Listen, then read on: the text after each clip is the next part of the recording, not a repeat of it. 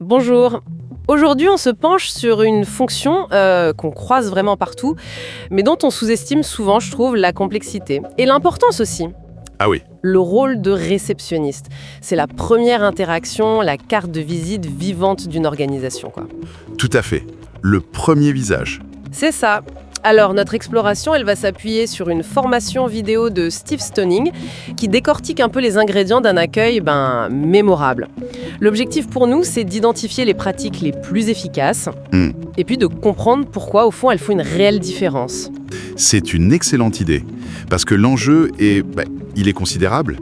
Une première impression ratée, que ce soit au téléphone ou en personne, Oui, un contact décevant et hop, une entreprise risque de perdre un client ou un partenaire.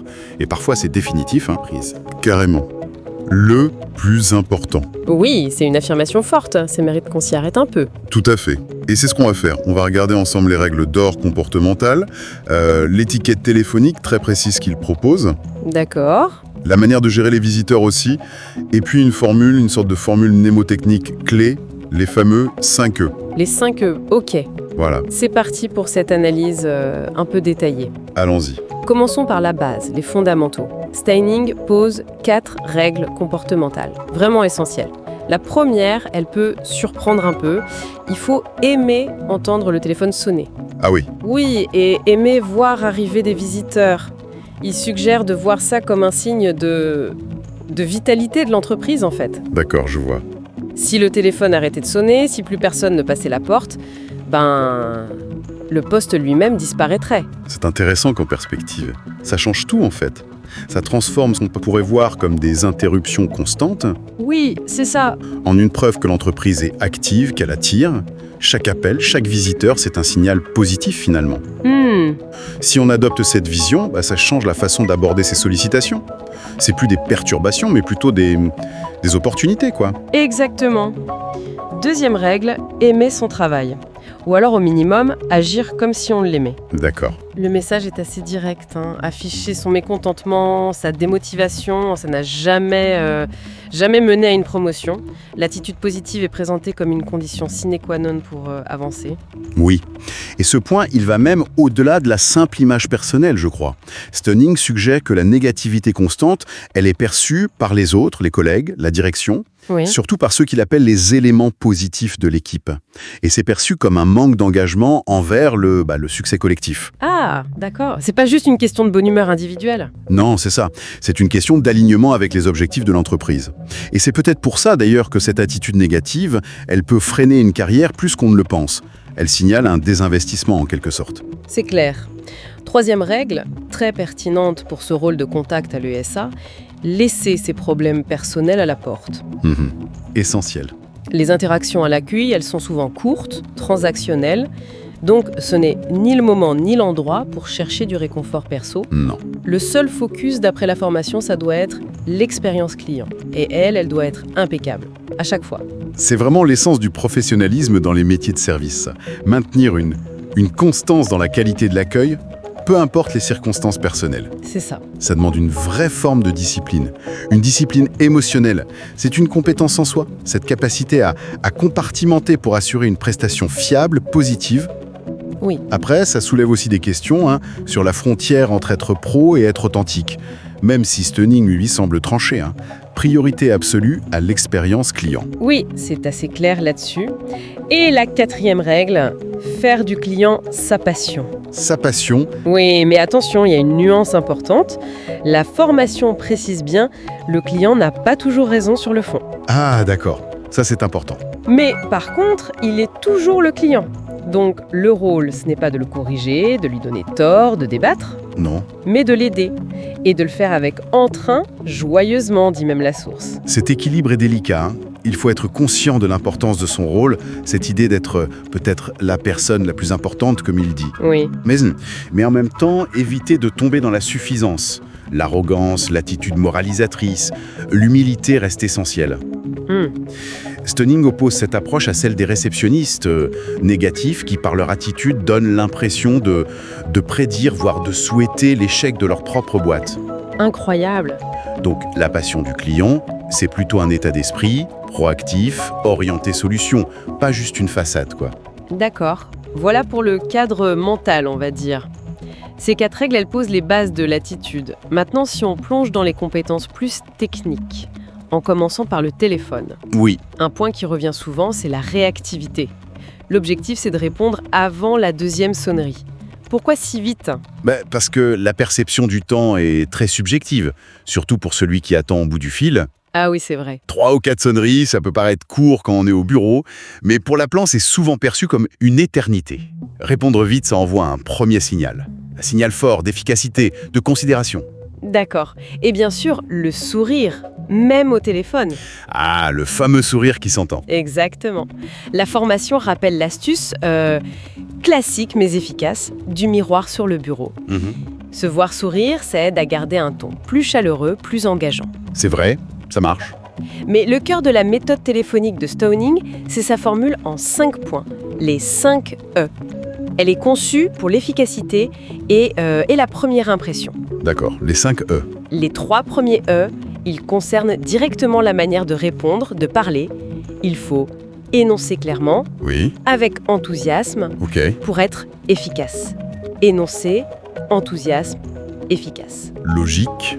Il illustre ça avec un exemple. L'appel à une boutique de donuts. La version idéale, c'est un truc du genre « Bonjour, merci d'avoir appelé Bob's Donut Shop. Ici non, comment puis-je vous aider ?» C'est articulé, positif, pro. Clair, net. Et à l'opposé, on a le redoutable Bob's Donuts patienté. Marmonné, expéditif, presque hostile. Ah oui, on voit la différence. Énorme. C'est flagrant. Et si on analyse ces 3 premiers E, l'énonciation claire, ça évite les répétitions, les pertes de temps. Pourriez-vous répéter, j'ai pas bien compris. Oui, exactement. L'enthousiasme, même s'il est maîtrisé, pas surfait, ça crée une connexion positive tout de suite. Ça véhicule une image dynamique de l'entreprise. Et l'efficacité, elle découle des 2 premiers. Un message clair, bien reçu du premier coup, c'est la base d'une interaction productive. D'ailleurs, contrairement à ce qu'on pense parfois, parler très vite, c'est souvent contre-productif. La clarté, ça prime sur la vitesse brute. C'est une bonne remarque, ça. Et pour être sûr que cette qualité soit constante, fiable, Stoning ajoute 2 autres E à sa formule, qui sont cruciaux. Ah, les 2 derniers. Voilà. Le 4e E, c'est every time. Chaque fois. Chaque fois, Il insiste sur l'application systématique de ces principes, à chaque appel, sans exception. La cohérence, c'est la clé pour une expérience client prévisible et de qualité. d'accord, logique. Et le 5e E ? Le 5e E, c'est everything. Tout. Tout. Dans le sens tout écrire. Prendre des notes, c'est présenté comme une nécessité absolue. Ah, d'accord, tout noté. Et pourquoi c'est si important selon lui ? Il donne des raisons très pragmatiques. Oui. Déjà, noter le nom de la personne demandée, le faire répéter si besoin et l'écrire. Noter le nom de l'appelant, ses coordonnées, l'heure de l'appel, l'objet si la personne le mentionne. D'accord. Et l'intérêt concret ? Premièrement, si l'appel revient, par exemple après un problème technique, un transfert qui a raté. Oui. Si on demande « qui vouliez-vous déjà ?», ça fait vraiment pas pro. Ça trahit un manque de suivi total. Avoir la note sous les yeux, ça permet une reprise beaucoup plus professionnelle. Je vois, très juste. Deuxièmement, ça assure une transmission d'informations fiables aux collègues. Si on doit passer un message par exemple. Oui, évite les erreurs. Ce n'est pas juste de la bureaucratie, c'est vraiment la base d'une gestion d'appel sérieuse. C'est clair. C'est une question d'organisation et de professionnalisme en fait. Tout à fait. Abordons maintenant des situations plus spécifiques, en lien avec ces principes. Par exemple, que faire si la personne qu'on demande n'est pas disponible ? Oui, ça arrive tout le temps. La recommandation, c'est l'honnêteté et la clarté. Dire simplement « Monsieur Dubois est en ligne actuellement » ou « Madame Martin est en réunion pour le moment ». D'accord, pas de faux prétexte. Non. Et ensuite, offrir des options claires. Préférez-vous patienter quelques instants ou alors souhaitez-vous laisser un message sur sa messagerie vocale ? Redonner le contrôle à l'appelant, en somme. C'est ça. Et la politesse, bien sûr, pour encadrer tout ça. S'ils choisissent d'attendre, une phrase comme « Merci, je vous place en attente et je vous mets en communication dès que possible », c'est quand même beaucoup mieux qu'un simple « patienter ». Ah oui, il n'y a pas photo. Un point qui fait souvent débat, c'est le filtrage systématique des appels. Le fameux « c'est de la part de qui ?» Exactement. Ou « c'est à quel sujet ?» La formation remet un peu en question cette pratique généralisée. Surtout si la personne appelée ne l'a pas explicitement demandé. Et pourquoi ? Quel est le risque ? Le risque, c'est que ça soit perçu comme une barrière, voire une forme de suspicion par l'appelant. Ah oui, Surtout si c'est un client qui appelle ou un prospect important. Ça peut irriter. c'est un bon exemple de procédure interne qui est peut-être pensée pour protéger le temps des collaborateurs, Oui, sûrement. mais qui peut avoir un impact négatif sur l'expérience externe, sur le client. L'appelant, lui, il cherche la fluidité.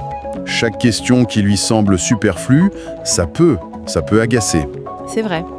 D'ailleurs, il y a même une suggestion dans la formation pour les managers d'évaluer si ce filtrage systématique est vraiment bénéfique pour les appels externes. Important. Est-ce que ça vaut le coup? Intéressant.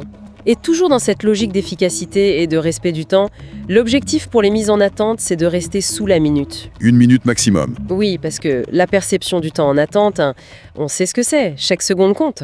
C'est sûr. Mais bon, le rôle ne se limite pas qu'au téléphone. Comment on applique ces principes quand un visiteur se présente physiquement? Souvent d'ailleurs pendant qu'on est déjà en ligne. Ah oui, le jonglage classique. C'est ça, l'équilibre délicat. Quelle est la règle? La règle suggérée, c'est que la personne qui est physiquement présente a une légère priorité. Mais bon, il faut savoir jongler, comme vous dites. Une légère priorité. Mais l'essentiel, c'est la reconnaissance immédiate. Dès qu'un visiteur passe la porte, même si on est au téléphone, il faut un contact visuel, un sourire, un léger signe de tête. C'est crucial. Il faut que la personne sache qu'elle a été vue et qu'on va s'occuper d'elle. Ça évite qu'elle se sente ignorée, invisible. C'est la base en fait. C'est la première étape de l'accueil physique. Ensuite, il faut gérer la transition. Oui, et il faut être réaliste sur le temps que peut prendre un appel. Si on sent que la conversation téléphonique va durer un peu, Oui, il vaut mieux demander poliment à l'appelant de patienter juste un court instant. Pourriez-vous patienter juste un moment s'il vous plaît? d'accord. Pour pouvoir au moins Saluer le visiteur, lui dire bonjour, lui indiquer qu'on est à lui dans 1 minute. La formation utilise une analogie assez parlante. Ah oui? Celle de l'enregistrement dans un hôtel, quand l'employé reste absorbé par son écran ou son téléphone pendant que le client attend devant le comptoir. Ah oui, l'horreur. Expérience vécue. Et détestable. Voilà, c'est universellement frustrant. Il faut absolument éviter ça. Absolument. Et bien entendu, les 3 premiers E. Énoncés clairement avec enthousiasme pour être efficaces, ils sont tout aussi importants, voire plus, en face à face. Encore plus. Ben oui, l'enthousiasme, surtout, il est beaucoup plus transparent quand on est physiquement présent. Le langage corporel, le sourire sincère, le ton de la voix, tout ça, ça contribue à l'impression. C'est plus difficile de faire semblant efficacement en personne. C'est vrai. Un autre conseil que j'ai trouvé pertinent, ça concerne le traitement de tous les visiteurs. C'est-à-dire, La recommandation, c'est d'accueillir les livreurs, les techniciens, les fournisseurs, même les candidats qui viennent pour un entretien, avec le même niveau de professionnalisme et d'enthousiasme qu'un client VIP. ah, ça, c'est fondamental. Chaque interaction façonne l'image de l'entreprise. Exactement. Et puis, on ne sait jamais qui est cette personne, ou quelles seront ses interactions futures avec l'entreprise ou ce qu'elle dira à l'extérieur. Traiter tout le monde avec respect, avec chaleur, c'est pas seulement la bonne chose à faire humainement. Non? C'est aussi une stratégie intelligente en termes d'image, de relations publiques même. Tout à fait. Et enfin, la formation boucle la boucle en insistant sur le pouvoir des mots simples. Les formules de politesse de base, mais utilisées constamment et sincèrement. Les basiques, hein. Oui, la liste est simple. Merci, s'il vous plaît, de rien ou avec plaisir, bonjour, bon après-midi. Et les formules de congé comme passez une bonne journée ou excellent week-end. Et l'impact de ces mots, quand ils sont dits avec conviction et qu'ils sont accompagnés d'un ton et d'une attitude qui vont avec, Oui, il est vraiment profond. Ça ne coûte rien, mais ça crée une atmosphère positive.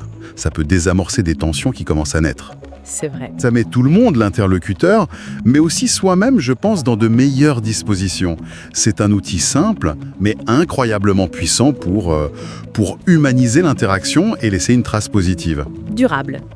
Si on devait résumer un peu cette exploration des conseils de Steve Stoning, on retiendrait donc l'importance vraiment cruciale de ce rôle d'accueil, Oui, pivot, l'impact déterminant de l'attitude, résumé par les 4 règles fondamentales qu'on a vues, et puis cette méthode très structurée des 5 E pour le téléphone. Énoncé, enthousiasme, efficace, every time, everything. très mnémotechnique. Oui, Ajoutons à ça la gestion fine de l'équilibre entre le téléphone et les visiteurs, Le jonglage. le jonglage, voilà, et l'usage réfléchi, sincère des mots de politesse. Ce qui est frappant, je trouve, au fond, c'est que ces compétences, elles dépassent largement le cadre spécifique du poste de réceptionniste. Ah oui, bien sûr. Ben oui, gérer les premières impressions, communiquer avec clarté, avec chaleur, maintenir une orientation client sans faille, faire preuve d'un professionnalisme constant, avoir la rigueur de tout le thé. Ce sont des compétences comportementales, organisationnelles qui sont fondamentales.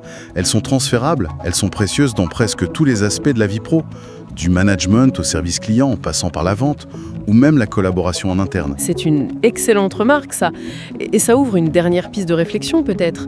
Si on sort du cadre strict de l'accueil professionnel, comment cette posture qu'on a décrite, ce mélange d'enthousiasme maîtrisé, d'efficacité méthodique et d'attention rigoureuse aux détails, aux personnes, Oui, comment est-ce que ça pourrait influencer, voire transformer nos autres interactions?